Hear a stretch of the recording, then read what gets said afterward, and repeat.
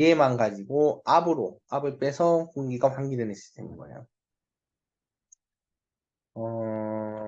그리고 여기 보시면은 어, 얘 같은 경우에는 방 단위로 방 단위로 구성이 되어 있어요.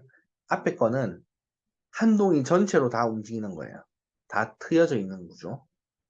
얘는 방 단위로 구분되어 있는 구조. 아, 그리고 마지막으로 되어 있는 거는 방 단위로 구성이 되어 있지만 방 단위에서 올라온 공기가 가운데로 다 모여서 가운데 끝에서 보면 환기팬, 맨 처음에 보던 굴뚝팬 이쪽으로 빠져나가는 거예요. 보통 저희는 집진해서 나간다고 하는데 이렇게 하는 거는 악취가 올라왔을 때 돈사에서 올라온 악취를 포집을 해서 암모니아, 먼지 이런 부분을 감소를 해서 배출하는 방식이에요.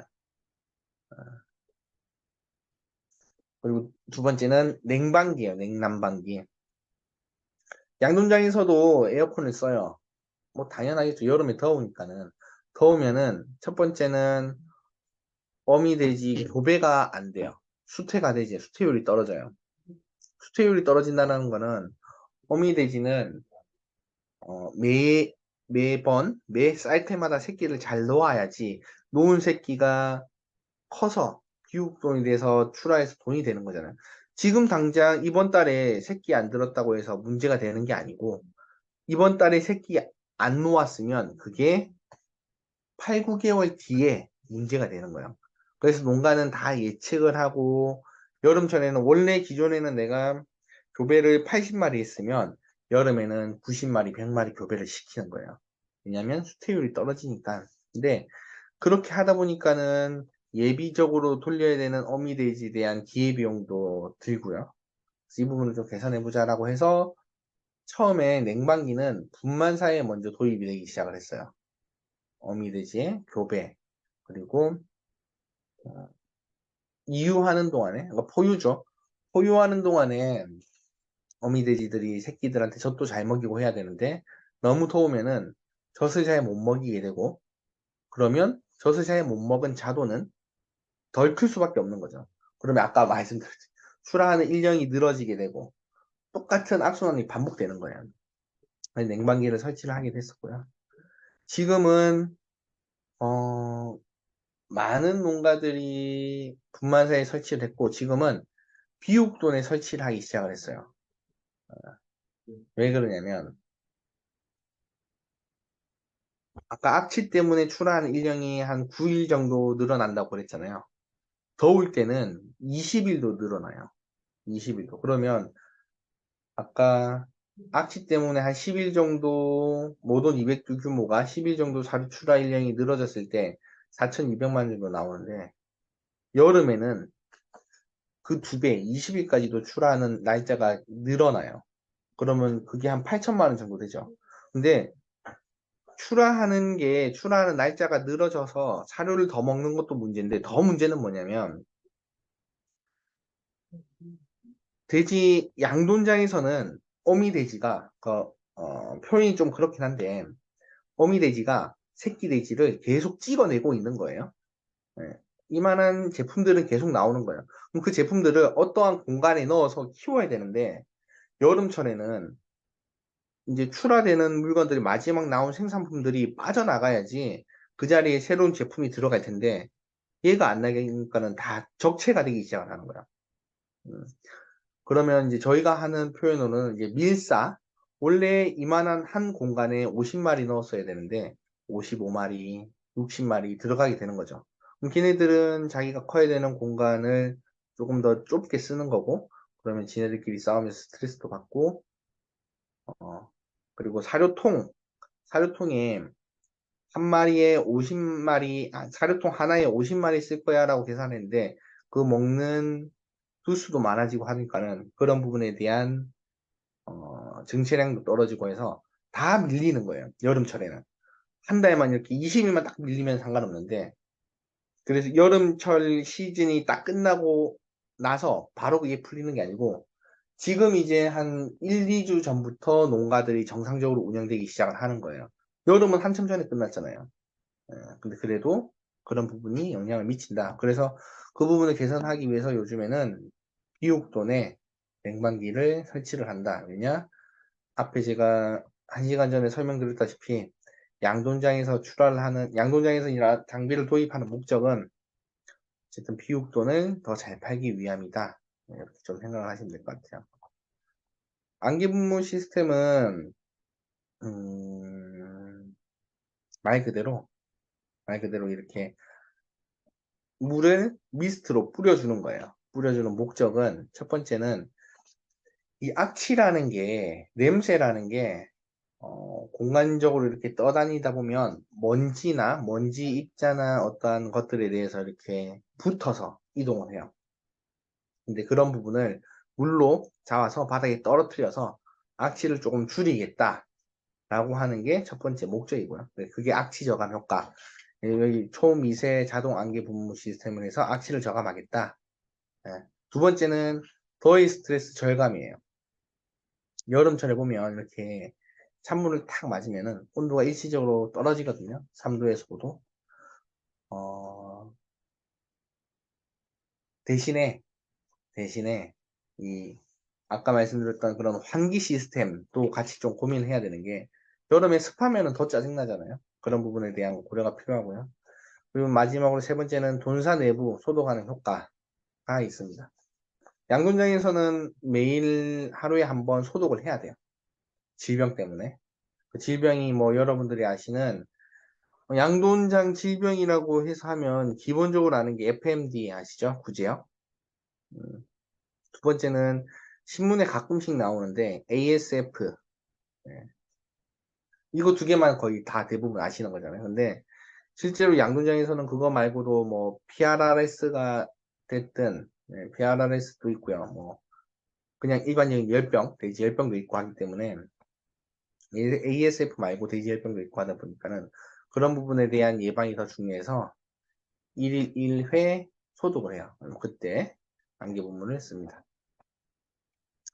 세 번째는 이제 급이 급수 모니터링 장비예요. 그러면 사료빈 관리기. 사료빈이 뭐냐면 양돈장에서는 사료를 전부 다 자동 라인으로 돌려줘요. 이렇게. 그러니까 사료빈, 큰 사료통이 하나 있고 거기에서 이 사료 라인이 지나가면서 각 방마다 설치되어 있는 사료통에 사료를 급이하게 되어 있어요. 한우는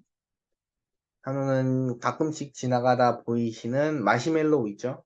곰포, 사일리지 얘를 손으로 뜯어서 이렇게 풀어서 주는 경우도 있고요. 뭐 비육 비우고 한우 비우고 같은 경우에는 자동 라인이 달린 데도 있고 어쨌든 그런데 이제 사료를 공급하기 위해서 설치된 게 사료빈이고요. 이 사료빈 관리기는 뭐냐면 그 사료빈에 사료가 몇 킬로그램 남아 있다를 측정하는 장비예요. 이 두 가지가 있는데 로드 셀형이 있고 레이더형이 있어요. 로드 셀형 같은 경우에는 말 그대로 이 로드 셀이라는 중량을 측정하는 장비를 여기 사료빈 기둥 바닥에 설치를 해서 실제 중량을 측정을 하는 거예요. 크게 보면은 집에 있는 체중계를 바닥에 달아뒀다고 생각하시면 돼요. 왜 다냐면 첫 번째는 실시간 사료를 자동으로 측정하기 위해서 설치를 해요. 사료 입고량이랑 공급량을 바탕으로 본사의 사료 섭취량 얼마큼 받았고 얼마큼 먹었다. 그러면 정상적인 패턴 하에서는 돼지는 점점 커가면 사료 먹는 양은 점점 늘어나져야 되잖아요. 근데 그게 정상적으로 늘어나고 있는지 보는 거죠. 그게 안 늘어나면은 문제가 되는 거니까요. 그리고 두 번째는 사료 입고 관리. 입고일이랑 입고량 분석으로 농가의 사료비를 분석을 하는 거예요. 돼지 비육돈 생산비의 60%가 사료비죠. 그러면 내가 사료를 언제 받았고 얼만큼 받았고가 가장 중요하겠죠. 여름철 같은 경우에는 사료가 3일만 지나면 산패가 시작되기 시작해요. 그러니까 산패가 시작돼요. 그러면은 돼지가 커가는 과정임에도 불구하고 사료 먹는 양이 떨어져 버려요. 3일 지나기 시작하면. 그럼 어떻게 해야 되냐면 항상 신선한 사료를 받기 위해서 3일에 한 번씩 사료를 받는 거예요. 근데 내가 얼만큼 먹는지를 알아야지, 몇 톤을 먹는지 알아야지 3일 만에 사료 떨어뜨리고 3일 만에 사료 떨어뜨리고 이런 식으로 진행을 하겠죠. 그래서 그런 부분을 사료 빈 관리기로 측정을 한다. 그러면 그 내용은 똑같은데 레이더형은 뭐냐? 레이더형은 그거예요. 이제 얘는 아까 로드셀형은 바닥에 설치된 건데 얘는 사료빈 뚜껑에 설치가 되는 거예요. 뚜껑에 설치가 돼서 이 사료통 안에 온도가 몇 도인지 그리고 습도가 몇 프로인지 사료가 형태는 얼마인지를 레이더로 최적 계산을 하는 거예요. 이 부피 안에서 다 비었을 때는 7톤짜리 다 비어져 있는 이 사료빈 안에 있는 최적은 이만큼이다 라고 얘가 측정을 하게 되고요. 그런 다음에 처음에 한 번만 하면 되는데 그 7톤짜리 사료빈 안에 5톤만 사료를 넣어봐요. 그래서 이만큼의 최적은 공간이 이만큼 차졌을 때는 사료가 5톤이야 라고 해서 계산을 해요. 그럼 다음부터 이제 측정을 하는 거죠. 얼만큼 남았어? 얼만큼 남았어? 요즘에는 이 레이저 레이더 기술이 많이 높아져서 오차율이 한 50km 정도밖에 안 나요. 많이 기술력이 높아졌죠. 음수 관리기.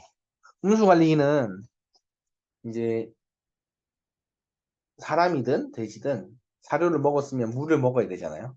그럼 물 먹는 라인에 설치를 해서 물이 얼만큼 공급됐는지 측정을 하는 거예요. 그래서 보면 음수 섭취가 이상이 생겼을 때 알람을 주는 거예요. 근데 이제 음수 섭취 관련돼서 이상, 그러니까 사고가 어떤 게 있냐면 첫 번째는 그러니까 음수 라인 공사를 한다고 물을 잠궈두는 경우가 가끔씩 있어요. 잠궈놨으면 다시 켜야 되죠. 근데 안 켜서 음수를 공급을 못 받아서 문제가 발생할 수 있는 게 있고, 두 번째는 양존장 안에 들어가면 니플이라고 있어요. 니플이라고 있는데 얘는 이제 평상시에 물이 흘러가게 돼 있는데 동그라만 구슬이든 아니면 뭐 스틱 모양이든 됐든 얘가 이렇게 눌렀을 때 물이 나오는 형태인데 사료 찌꺼기가 끼거나 이런 게 파손이 되면 물이 줄줄줄줄 새게 돼요. 그러면 그렇게 물이 새는 거를 이상 경보로 파악을 해서 알람을 주는 거죠. 근데 물이 새는 게 그렇게 큰 영향을 미쳐라고 봤을 때 단순하게 물이 새는 거는 그냥 물값 더 내면 되지. 근데 문제는 뭐냐면 이게 이제 축산업을 하는 양도장이기 때문에 그 물이 새면은 바닥으로 떨어지게 되고 양돈장 바닥에는 분변이 같이 있죠.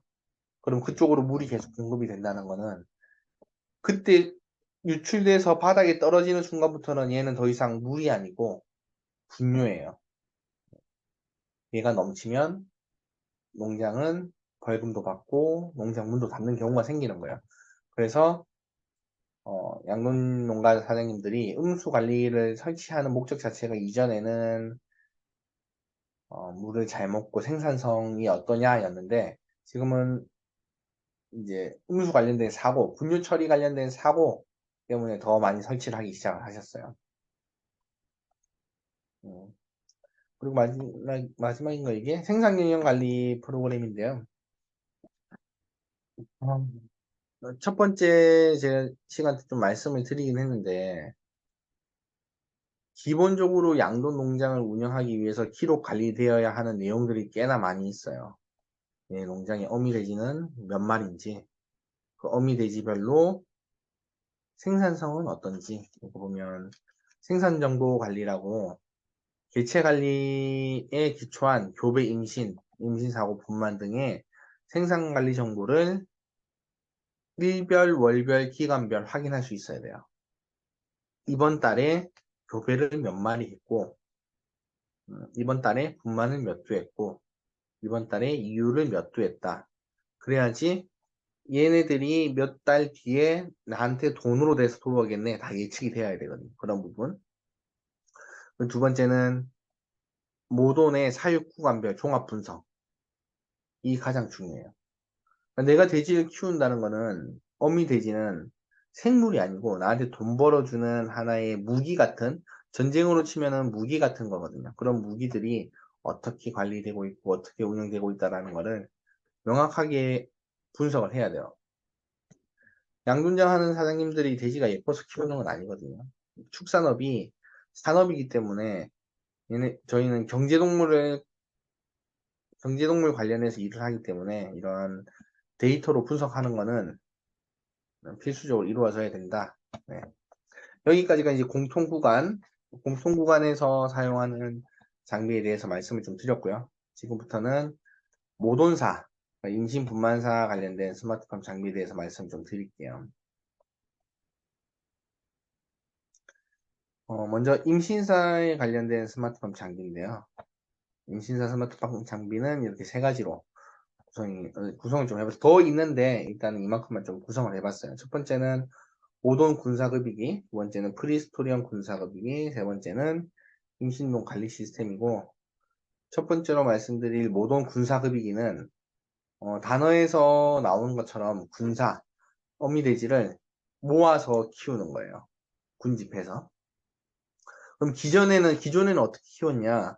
스토리라는 공간에서 어미돼지를 키우는 거예요. 이렇게 예를 들어서 이렇게 잘 보이실지 모르겠는데, 어, 어미돼지가 분만을 하고, 그리고 포유가 끝나서 이육을 하고 나면, 젖을 다 떼고 나면, 어미 밑에서 젖을 먹던 새끼 돼지들은 자돈사라는 공간으로 이동을 하게 되고요. 거기서부터 이제 커가는 거예요. 그럼 어미 돼지는 자신의 사이클에 맞춰서 다시 뭘 해야 되냐면 교배를 해야죠. 이런 스톨에 이런 스톨에 교배를 하러 들어오는 거예요. 그럼 이런 스톨에서 교배를 다 시키는 거죠. 이 스톨에서 다 사육을 하다가 이쪽 스톨에서 사육을 하다가 임신 감정이 나고 나면 옆에 스톨로 이동을 해요. 왜냐면 여기는 교배만 하는 곳이니까. 아니면 다른 건물로 이동을 하게 돼요. 그래서 이 돼지는 요만한 스톨에서 사는 거예요. 언제? 분만하고 교배한 다음에 다시 분만하기 전까지. 그럼 이 어미돼지는 여기 스톨에서 살다가 분만사 갔다가 스톨에서 살다가 분만사 갔다가 그렇게 왔다 갔다 하는 거예요. 그러면서 이제 동물 복지하는 분들이 보니 이건 동물 복지로 너무 맞지 않다. 어떻게 어미돼지의 복지를 이 좁은 공간에서 계속 살게 하면서 임신을 시키고 분만을 시키고 하냐. 좀 넓게 군사로 쓸 수 있도록 얘네들이 산책도 하고 할 수 있도록 하자라고 해서 이런 군사 시스템이 나오기 시작을 한 거예요. 동물 복지의 개념으로. 그러면서 이제 생각을 한 거죠. 당연히 그러면 이 어미 돼지가 이렇게 나와서 크게 되면은 운동하는 공간도 늘어지고요. 그리고 늘어나고 운동하는 공간도 걸어 다닐 수 있는 공간도 늘어나는 거고 그리고 그런 걸어 다니기 시작하면 모돈이 엄마 돼지가 건강해지고 그러면 당연히 새끼를 놓을 때 난산 어렵지 않게 새끼를 놓을 수 있게 되지 않을까 그렇게 생각을 하셨던 거죠. 그렇게 해서 이렇게 구성을 해보자라고 한 게 이제 이런 모던 군사급이가 스태틱 방식이 있고 다이나믹 방식이 있어요. 이제 스태틱 방식은 칸을 구분을 해서 쓰는 거예요. 칸을 구분을 해서 칸을 어떻게 구분하냐면 교배한 주차별로 구분하는 거예요. 이쪽 칸은 교배하고 스톨에서 교배를 하고 임신 감정이 난 1주차 애들은 여기, 뭐 2주차 애들은 여기 이렇게 주차별로 이렇게 쭉쭉쭉쭉 돼지를 채워 나가는 거예요. 그러면 그 말은 뭐냐면 그룹 단위로 관리가 되고 어미 돼지가 많이 있지 않아요. 많이 있지 않으니까는 싸우는 게 덜해요. 돼지는 아시는 것처럼 군집 생활을 하는 동물이고요. 서열이 있는 동물이기 때문에 이런 칸에 들어갔을 때 누가 대장인지 먼저 정해요. 투쟁을 하죠. 투쟁을 하는 사이에 돼지들이 많이 다치기도 하고요. 그리고 약한 애들은 도망가다가 다리를 다치기도 하고 유산이 되기도 해요. 그런 부분을 최소화하기 위해서 그래도 이전에 나랑 같이 움직였던 그룹은 조금 나으니 그렇게 그룹화 시켜줘서 운영을 하는 거예요. 옆에 있는 다이나믹 방식 같은 경우에는 그냥 모든 어미돼지를 그 공간에 넣어주는 거예요. 예.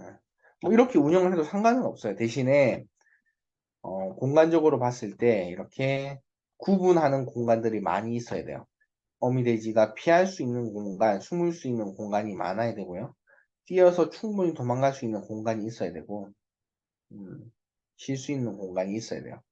자, 이 두 가지로 봤을 때 어디서부터 문제가 오냐면, 기존에는 스토를 일렬로 쭉 세워두면 됐기 때문에 돼지를 사육하는 면적 공간이 그렇게 넓지 않아도 됐었어요.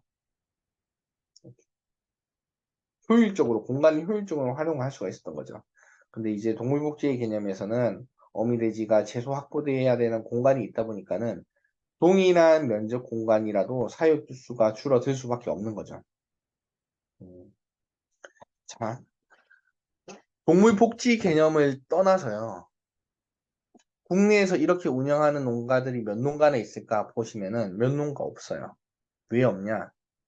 첫 번째는 이렇게 아까 제가 방금 전에 말씀드렸던 것처럼 이런 모동 군사급이기를 쓰려고 하면 기존에 쓰던 면적 대비해서 추가적인 면적이 더 많이 필요해요. 사육주 수를 줄이든지 해야 되는 거잖아요. 그런 부분이 어렵고 효율성에서 떨어지고 두 번째는 이 장비 비용이 생각보다 비싸요. 보통 지금 기준으로 한 대가 한 2,500에서 3천만 원 정도 하는데 도입해서 쓰려면 뭐 2억, 3억 정도 들여서 써야 돼요. 추가 투자 비용. 그럼 오늘 추가 투자 비용을 들였으면 뭔가의 이득이 있어야 되잖아요. 뭐냐면, 우리는 동물복지농장으로 키워서 출하했으면 소비자들이 많이 사가줘야 돼요. 그렇게 출하하는 분들도 계세요. 동물복지농장으로 해서 출하하는 분도 계세요. 많지가 않으시죠. 소비층이 두껍지가 않아요. 그러다 보니 내가 이걸 한다고 한들 그렇게 가치를 인정받아서 피육돈을 판매해서 돈으로 벌 수 있냐 그런 부분이 약하다라는 그러면 동물복지 규제하는 거 뭐 지금 이게 의무도 아니고 하면 좋은데 너무 손해 보는 것들이 많아 서 많이 안 하게 돼 있어요. 근데 앞으로는 더 많이 안 할 거예요. 왜냐면 이런 장비들이 어디서 나왔냐? 미국 장비,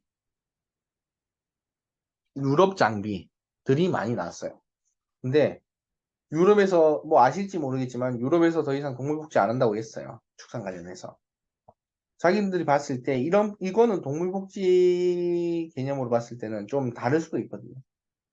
돼지한테 물어본 게 아니기 때문에. 그래서 국내에서도 동물복지 관련된 이런 시스템 장비들은 조금 없어지지 않을까라는 생각이 들고요. 그래서 이런 제품들이 많이 판매되는 시점에서 같이 나왔던 것들이 그런 것들이에요. 근데 실제로 그런 면적 공간들을 많이 쓰지 않는 한에서는 어미돼지가 건강하게 걸어 다니면 좋은 거는 맞아요. 실제로. 많이 걷고 그러면 난산이 좀 덜 걸리니까. 그래서 나온 게 그런 것들이에요. 그럼 공간 면적에서 최소화해서 쓸 수 있도록 해보자라는 게 프리스톨형 군사 그릭이에요. 하나의 공간을 만들고요. 그 공간 안에 좀 저렴한 장비를 넣어서 돼지들이 자유롭게 들어갔다 나왔다 할 수 있도록 하자. 대신에 전체 공간을 그렇게 하는 게 아니고 일부 공간만 이렇게 해보자라고 해서 많이 쓰고 계신 거예요. 뭐 여러 가지 장점과 내용이 있고요. 임신돈 관리하는 시스템은 뭐냐면 기존의 스톨형 농장에서 쓰는데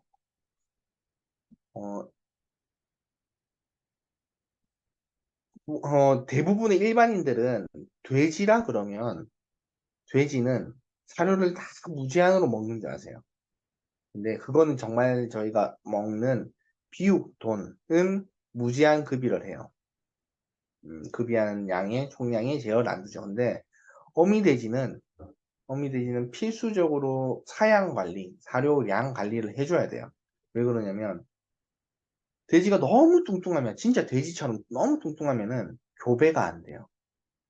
그리고 분만할 때 새끼를 잘 못 낳아요. 그리고 돼지가 너무 마르면 똑같아요. 새끼도 난상 걸리고 교배도 잘 안 돼요. 그러면 그거를 정말 적정하게 키워줘야 돼요. 이게 돼지로 봤을 때. 뭘로 측정하냐면 등지방 측정기라는 장치가 있어요. 모돈의 등에 초음파로 찍어서 이 등지방이 몇 밀리다 라고 측정을 하는 거예요. 언제 측정하냐면 분만사 새끼를 놓으러 가기 전에 한번 측정을 하고요. 그리고 새끼를 놓고 나서 한번 또 측정을 하고요. 그리고 이제 임신 기간 중에 또 한번 측정을 하는데 그 이유는 뭐냐면 체중을 잴 수 있으면 가장 정확해요.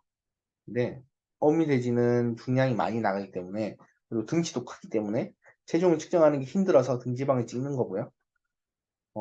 분만사에 들어가기 전에 찍는 거는 얘가 새끼를 놓기 전에 이 정도의 중량, 체형이었구나. 등지방은 체중에 비례하거든요. 체중이 높아지면 등지방도 높아지는 거죠. 근데 얘가 이제 새끼를 놓고 어, 포유를 했을 때 먹는 사료량이 포유량을 따라가냐? 요즘에는 못 따라가기 시작을 했어요. 왜냐면 그전에는 다산성 모돈, 어미가 새끼를 많이 놓지 않았기 때문에 기존의 급이 관리되던 사료의 품질, 양이 아니에요. 사료량이 아니고 사료의 품질로 유지가 됐었어요. 근데 지금은 어미돼지가 새끼는 많이 놓고 젖도 많이 나가는데 사료의 품질이 그 어미돼지가 먹는, 그러니까 어미돼지가 이렇게 만드는 우유, 포유하는 능력을 따라가지를 못하는 거예요, 사료의 질이. 그러면 그 어미돼지가 지방에서 끌어다 쓰는 거예요. 젖을 먹이고 해야 되니까 에너지원으로 끌어다 쓰는 거예요. 그러면 그 어미돼지가 이제 포유를 다 하고 이유 때 나와서 등지방의 시절을 딱 재보면 차이가 너무 많이 나요, 이게. 그러면 저희는 모돈이 까진다 그러거든요. 얘가 축이 나는 거죠. 점점. 그러면 언제 회복시키냐? 임신 기간 동안에 회복을 시켜야 돼요. 네. 자, 근데 그걸 어떻게 하냐면 눈으로 다 보고 얘가 조금 말랐네. 사료를 2kg 더 줘야겠네. 1kg 더 줘야겠네. 사람이 다 손으로 관리해요. 개체마다. 너무 힘들겠죠? 그래서 이 어미돼지가 있는 스톨 위에 레일이 하나 설치가 되고요. 레일 쪽으로 이렇게 3D 카메라가 지나가요. 3D 카메라가 지나가면서 모돈의 등각 쪽을 다 찍어요. 갈 때 한 번, 올 때 한 번, 갈 때 한 번. 계속 측정을 해요. 그러면서 여기 앞에 달려있는 사료통에 얘기를 하는 거예요. 야, 얘는 너무 말랐어. 사료를 얘는 2kg 말고 3kg 줘. 다 세팅을 자동으로 해주는 시스템인 거예요. 어, 완벽한 개체 관리를 하는 거죠. 왜냐? 우리는 이 어미돼지가 대한민국 평균적으로 어미돼지를 얼마나 쓰냐면 6산까지 써요. 6산. 보통 6산차까지. 그럼 6산이 쓴 돼지들은 폐기를 하고 새로운 돼지가 들어오죠. 그게 아까 말씀드린 후보돈이고요. 어미돼지가 정상적인 사이클로 돌아갔을 때 제가 2.5회 정도 1년에 2.5회 정도 새끼를 놓는다 그랬죠. 그러면 5회 새끼를 5산차까지 가는 데는 2년이 걸려요. 이 어미돼지는 2년 반 정도 쓰면은 빼내는 거예요. 근데 그걸 늘리고 싶은 거죠. 그 2점, 그러니까 6산까지밖에 못 쓰는 이유는 그거예요. 이 임신하는 기간, 그러니까 분만을 하고 그 다음번 분만까지 기간 동안에 어미 돼지의 몸을 제대로 못 만들어주면은 어미 돼지를 빨리 내치는 거예요. 그런 부분을 좀 관리를 해서 정밀 사양 관리해서 어미 돼지의 유전 형질이랑 생산성을 극대화하겠다라는 장비가 이 장비예요. 저희가 중간에 1시간 한 10분 정도 안 쉬었기 때문에 그리고 또 10분 정도 나중에 일찍 마치기 때문에 지금 오전 수업은 11시 반 지금까지 하고요. 오후에 1시부터 다시 분만사 그리고 P64 스마트팜 장비 좀 소개해드리고 한우 쪽 장비 말씀을 좀 드릴게요. 그것도 1시부터 1시 50분까지 수업하고 한 10분 쉬고 또 2시부터 2시 50분까지 이렇게 해서 저는 3시까지 좀 말씀을 드릴 거고 제 이후에는 저희 팀장님이 낙농 관련해서 좀 말씀을 드릴 거예요. 지루하실 텐데 교육 듣는다고 고생하셨고요. 그 협회에서는 어떻게 이렇게 좀 진행을 해도 되겠죠? 네네, 네. 네. 감사합니다. 고생 네. 많으셨습니다. 네, 알겠습니다. 그러면 1시에 다시 좀 줌 강의로 들어와 주시기 바랍니다. 네, 고생하셨습니다. 시간 네. 말씀해 주세요. 네. 수고하셨습니다. 네, 감사합니다.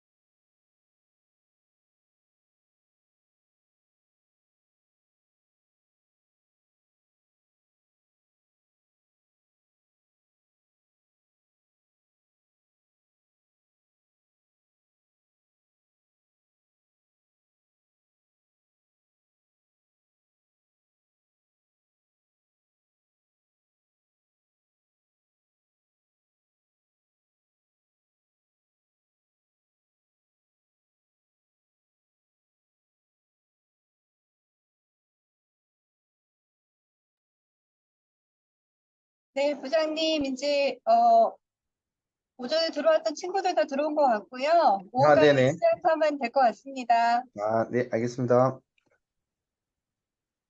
음.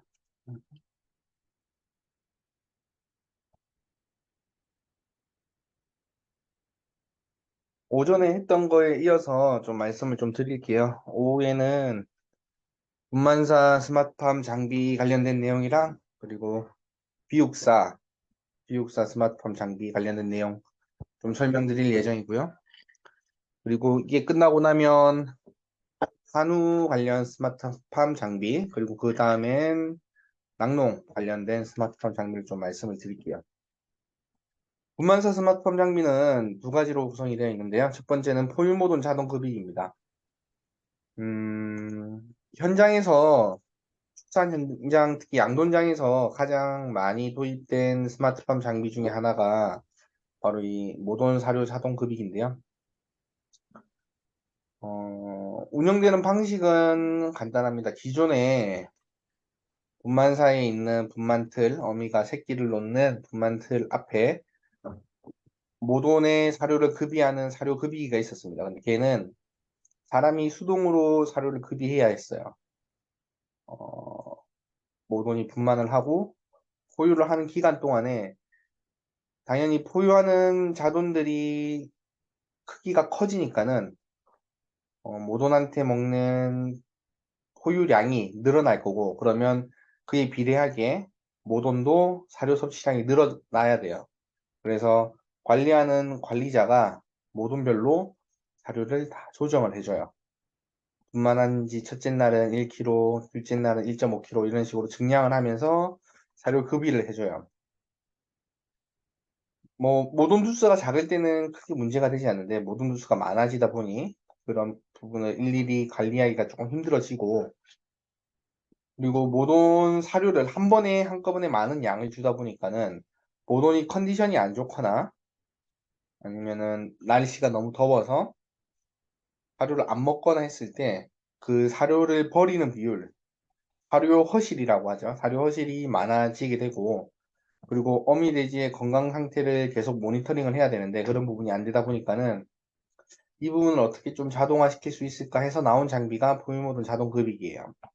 포유모든 자동급이기는 기존의 사료 라인에 포유모든 급이기를 설치를 해서 전자식으로 급이를 하는 거예요.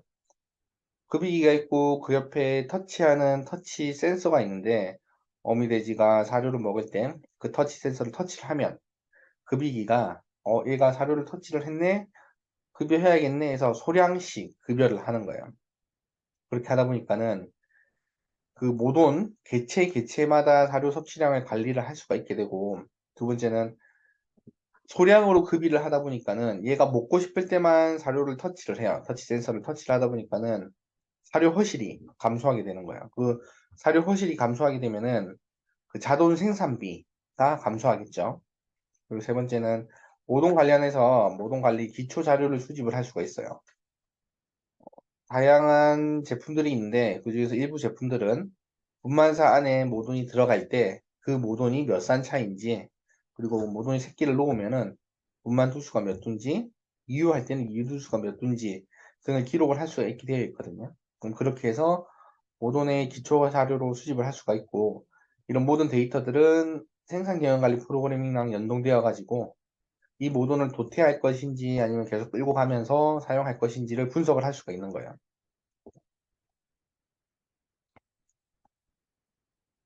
많은 부분이 개선이 되긴 했는데, 처음에 이 모돈 자동 급이기를 도입을 할 때, 사료 브릿지 현상이라고, 사료가 이렇게 통이 있으면, 사료에 유분기가 많던지, 습기가 많던지 했을 때, 사료통에 브릿지, 그 다리처럼 이렇게 원형 공간이 생기는 거예요. 그래서 모터로 동작을 하는데, 모터는 돌아가면서 사료를 공급을 했다라고 인지를 하지만 실제로 어미돼지는 사료를 못 먹는 현상들이 발생을 하게 되죠. 그걸 우리는 브릿지 현상이라고 하는데, 그런 부분도 많이 개선이 됐고요. 두 번째는 이게 터치를 하면 사료가 떨어지는 형식인데, 기존에는, 지금은 마그네틱 센서로 터치 센서를 구성을 해져 있어요. 근데 이전에는 그 압력 센서나 아니면 스위치 센서로 사용을 했기 때문에 그 스위치 센서나 압력 센서 들어가는 쪽에 사료 이물질이 끼면은 터치하는 게 인식이 안 돼서 모도는 계속 터치를 하는데 사료는 안 나오는 그런 문제가 있었죠. 음. 그러면 이게 장비가 도입되면서 어떤 부분을 고려를 했냐면 농장주 아니면 농장 현장 관리인들이 일이 조금 늘어났어요. 뭐냐면 기존에 이제 손으로 급이할 때랑 장비가 도입되면서 할 때랑은 장비는 도입되면은 언제 입식했다, 언제 분만할 것이다 다 체크해주고 데이터를 기록을 해줘야 돼요. 그래서 그런 부분이 조금 번거로워졌고요. 그리고 뭐 그와 번거로워진가 반면에 또 이루어진 거는 좀 편해진 거는 이제 자동으로 터치 센서 하는 게 예를 들어서 하루에 10번 하는 애가 10번 해서 사료를 3kg 먹었던 애가 사료로 터치를 200번씩, 100번씩 이렇게 갑자기 늘어나는 거죠. 그러면 얘가 사료량이 조금 모자라서 그럴 수도 있겠다라고 스스로 시스템적으로 인식을 해서 증량을 해줘요. 뭐 500g이든지 400g이든지 물론 관리자가 그걸로 허가를 해줘야지 증가를 하는 거긴 하지만 그렇게 자동적으로 얘는 조금 많이 먹으려고 하는 애기 때문에 증가를 하겠습니까? 라고 하는 기술 수준까지 올라왔고요. 뭐 하드웨어는 이미 다 많이 개선됐고요. 그래서 농장에서 실제로 장비를 도입을 하고 관리 효율이 늘어나고 긍정적인 효과를 많이 본 장비 중에 하나가 보유모돈 자동급이기다라고 볼 수 있습니다. 여기 보시면은 까만 색깔 그래프 선은 정상적으로 내가 급여를 하겠다라고 하는 데이터화 시켜놓은 프로그램이에요. 그러니까 나는 이 까만 색깔 프로그램으로 모돈한테 급여를 할 거야. 뭐 조금씩 차이가 있을 거예요. 근데 거기 밑에 보면 파란 색깔 이렇게 약간 들어간 부분 이 부분은 실제로 그 모돈이 이렇게 세팅된 프로그램 안에서 프로그램 세팅된 장치 안에서 얼마큼 사료를 먹었는지 나타내는 거예요. 왼쪽에 보면 문제 모돈 같은 경우에는 섭취하는 양이 쭉 올라가다가 분만한 지 10일에서 12, 3일 정도 되는 날짜에 사료가 한번 툭 떨어지게 되고 그 다음에 약간 회복을 했다가 다시 또 떨어지는 이런 부분을 볼 수가 있습니다. 영향을 미치는 요인으로는 백신 접종하는 경우들이 가장 많이 있어요. 백신을 접종을 했던지 아니면은 모돈 밑에 있던 새끼들을 양자 보내든지 양입하든지 했을 때 모돈이 사육하는 환경에 변화가 약간 생겼을 때 이런 식의 그래프가 발생을 해요. 반면에 오른쪽에 보면 정상적인 모돈들은 세팅한 세팅 범위 내로 사료를 거의 다 먹는 거죠. 음. 대경상으로 가장 많은 비율로 가장 흔한 비율로 이렇게 모돈이 사료를 섭취 못하는 경우는 아마 백신의 영향이 많지 않았냐라고 생각이 듭니다. 두 번째는 인공지능 분만사 모돈 관리 시스템이에요.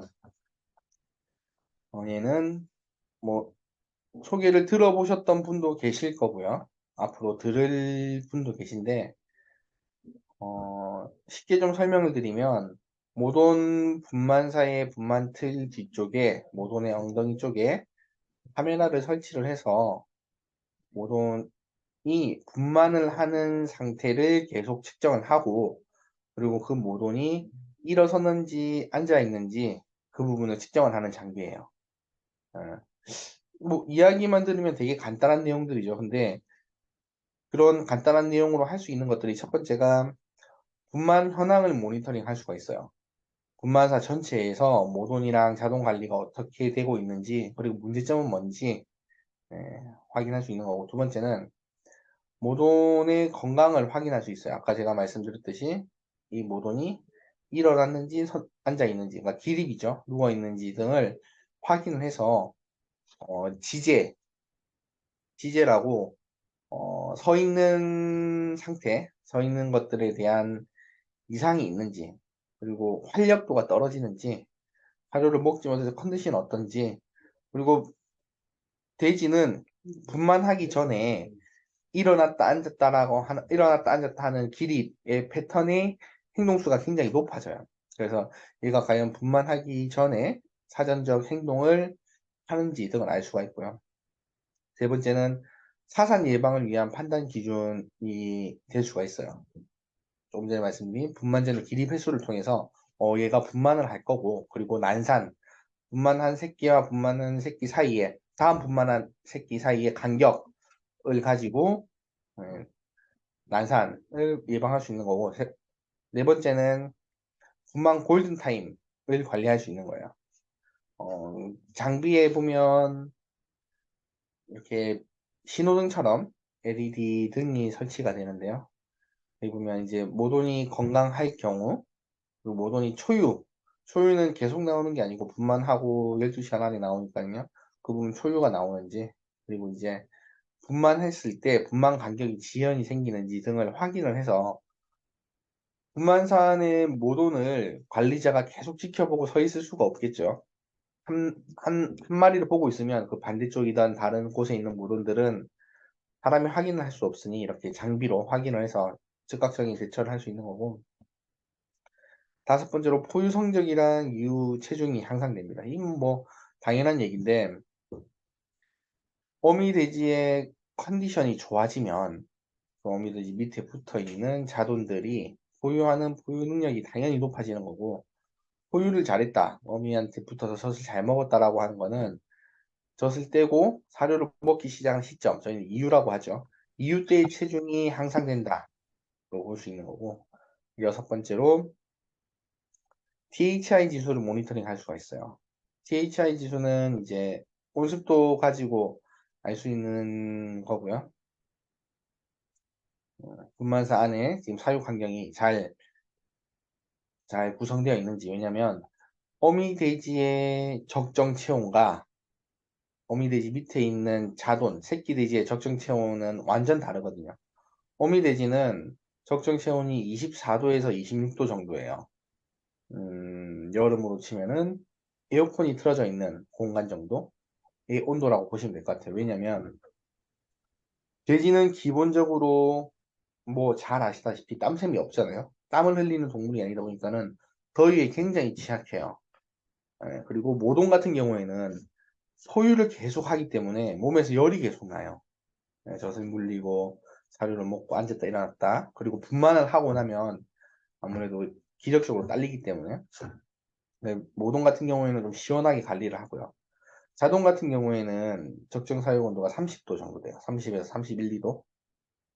뭐 그 정도 28도에서 32도라고 하시는 분도 계신데 그 정도 좀 따뜻하게 키워야 됩니다. 그래야지 태어나자마자 따뜻하게 키워야지 그 어미한테서 먹는 초유나 아니면 어미 젖을 먹었을 때 그게 다 성장하는 성장 에너지로 사용이 가능하기 때문에 좀 따뜻하게 해줘야 돼요. 그래서 분만사 같은 경우에는 아까 제가 말씀드렸죠. 분만사에 냉방기를 가장 많이 설치했다고.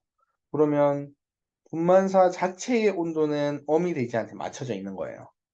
근데 그 밑에 보면 분만사 옆에 보면 사진상으로 제가 있는지 모르겠는데 보온등이라고 따로 있습니다. 보온등. 자돈이 이제 보온을 할 수 있는 따뜻한 기온을 내는 보온등이 따로 나오거든요. 그래서 그 부분을 확인을 하면서 과연 지금 모돈과 자돈이 사용하는 그런 환경이 정상적으로 구성이 되어 있는지를 모니터링 하는 거죠. 네. 그리고 일곱 번째로 이제 직원들 간의 효과적인 의사소통이 가능해져요. 이게 무슨 얘기냐면, 모돈 두수가 한 350도에서 400도 조금 규모화돼서 커지기 시작을 하면은 농장 사장님들이 항상 농장에 앉아 있을 수가 없어요. 네.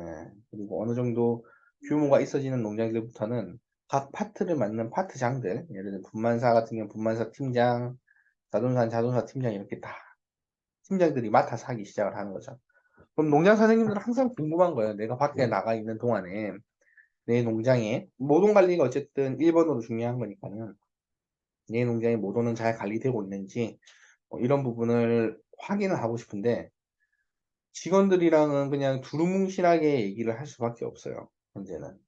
이런 시스템을 활용해서 데이터화하게 되면 직원들과의 정말 효과적으로 얘기를 할 수가 있어지는 거죠. 뭐냐면, 1번 모돈 기립도가 높아진 것 같은데, 분만할 것 같으니까는 오늘 분만하는지 잘 봐. 5번 모돈 기립하는 게 너무 낮아. 사료도 못 먹을 것 같으니까는 뭐 다른 영양적인 조치를 좀 취해줬으면 좋겠어. 이렇게 명확한, 명확한 업무 지시가 이루어질 수 있다는 거죠. 뭐 나머지 8번째도 같은 의미예요. 그런 부분에 대해서는 같은 의미고요. 이렇게 보시면 이런 식으로 제품이 구성되어 있어요. 보면 카메라가 이렇게 후보에, 이게 실제 영상인데요. 이게 카메라가 이렇게 후보에 설치되어 있고 이렇게 새끼들을 놓는 거를 보는 거예요. 근데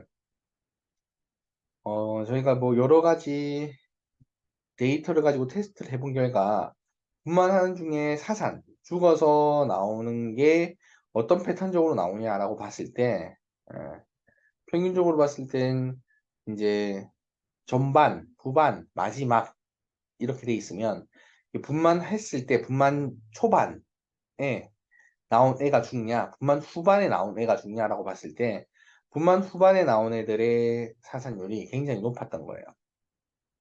음. 그리고 분만 지연과 건강한 자손의 사산에 대한 데이터를 분석을 해보니 여기 보면 30분에서 90분 이상, 특히 90분이 넘어가는 시점, 90분이 넘어가는 시점부터는 이 자손의 사산율, 죽어서 나온 확률이 굉장히 높아지고요. 30분 이내로 봤을 때는 별로 높지 않아요. 30분부터 90분까지 높아지는 시점이죠. 이 말을 다시 하면 분만하는 간격이 30분 이내면 죽어서 나올 일이 없어진다. 그럼 다시 그러면 30분이 넘어가는 경우에는 알람을 알려서 그 모돈을 관리하게 된다면 사산 자돈이 사산되어서 나오는 확률을 낮출 수 있다라고 결론이 지어지는 거죠. 그리고 초유가 뭔지는 다들 아실 것 같아요. 예, 뭐다 똑같은 우유는 아니고요. 돼지든 소든 돼지든 소든 태어났을 때 자가 면역 능력을 가지고 있지 않고요. 모두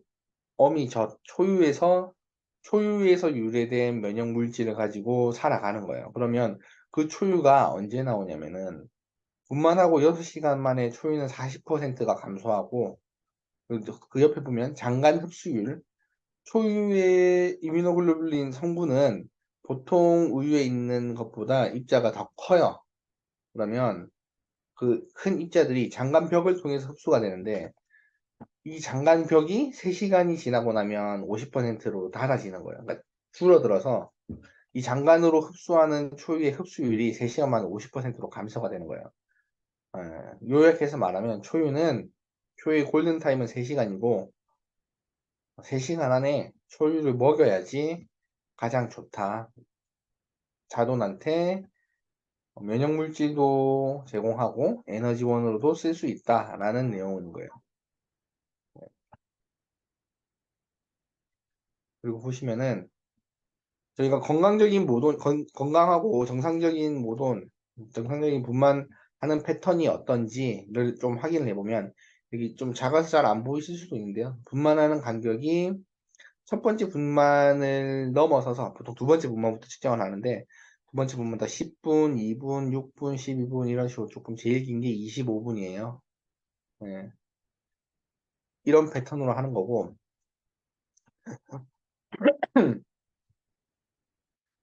입실에서 분만되게 하는 동안에 기립도는 여기 보면 패턴이 하나, 둘, 셋, 네 개가 있으면 아침, 점심, 저녁 그리고 저녁 이후 아침까지의 시간으로 구분을 해서 이렇게 일어나는 패턴을 보이다가 분만하기 전엔 기립하는 패턴 수가 많이 높아져요. 그래서 분만 직전에는 패턴 수가 완전 피크를 치는 거죠.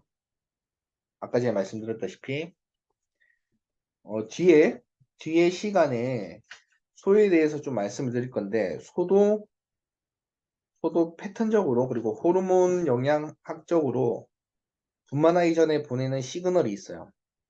음, 분만하기 전에는 이제 소 같은 경우에는 우유를 생산을 하지 않다가 권유라는 기간을 가지거든요. 젖소는 계속 젖을 짜는 게 아니고 분만하기 한 60일에서 80일 정도 전에는 권유라는 기간을 거쳐요. 그 기간 동안에 젖을 짜지 않아요. 그래서 권유, 젖을 말린다고 하는데, 그래서 영어로 하면은 걔네들은 드라이 카우예요. 젖을 말려가지고 하는데, 우유를 생산하지 않고 있다가 분만할 때가 되면은 이제 우유를 생산하기 시작을 하는 거고, 우유 안에 가장 많이 속해져 있는 게 칼슘이다 보니 뼛속에 있는 칼슘을 끌어오기 시작을 하는 거예요. 그때 발생하는 기작이, 칼슘이 부족했을 때는, 뼈에 칼슘이 땡겼으면 칼슘이 부족해지는 거잖아요. 체온이 떨어져요.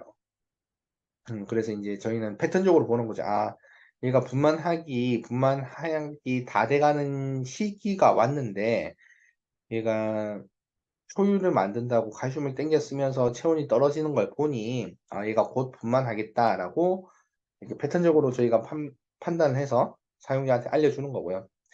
양동 같은 경우에는 제가 논문을 몇 가지 좀 찾아봤어요. 도대체 왜 이 돼지가 분만하기 전에 이렇게 기립도가 높아질까? 봤는데, 100%는 아니고요. 여러 가지 논문을 검색해서 확인한 결과, 돼지는 야생에 있을 때부터 분만하기 전에, 자기가 분만할 공간을 이제 만들기 시작을 하는 거예요. 예, 분만 공간을 만들기 시작하는데, 돌아다니면서 지푸라기도 모으고 땅도 조금 파고 이러다 보니까는 그런 부분이 아직까지 조금 후천적으로 남아있다 보니까는 분만하기 전에 분말 스토를 할른다든지 씹는다든지 그리고 서 있다든지 하는 걸로 남아 있어지는 거예요. 그래서 분만하기 전에 계속 기립을 하게 되는 거고, 분만하고 나면 다시 정상적인 기립도 패턴으로 돌아가게 됩니다. 여기는 비정상적인 모돈 관련되는 건데, 분만 지연 및 사산, 여기 보면 총 분만 시간이 13시간 54분이에요. 그리고 평균 분만 간격은 1시간 59분인 거예요. 아까 제가 앞에 말씀드렸다시피 정상적인 모돈, 그리고 데이터로 봤을 때는 30분 이내에 분만해서 하는 것들이 가장 사산율이 낮고, 90분이 넘어갔을 때는 사산 확률이 60% 이상으로 높아진다라고 말씀드렸잖아요. 지금 보면 여긴 다 90분이 넘었죠. 그러다 보니까 이렇게 보면 뭐 분만 간격이 6시간, 1시간 이렇게 되는 거고, 얘는 8마리 놓고 그냥 끝난 거예요. 근데 만약에 중간에 이런 개체들 같은 경우에 중간에 30분 정도 지나서 분만이 지연된다라고 알람이 가고 조치가 취해지면 훨씬 더 나아질 수가 있는 거죠.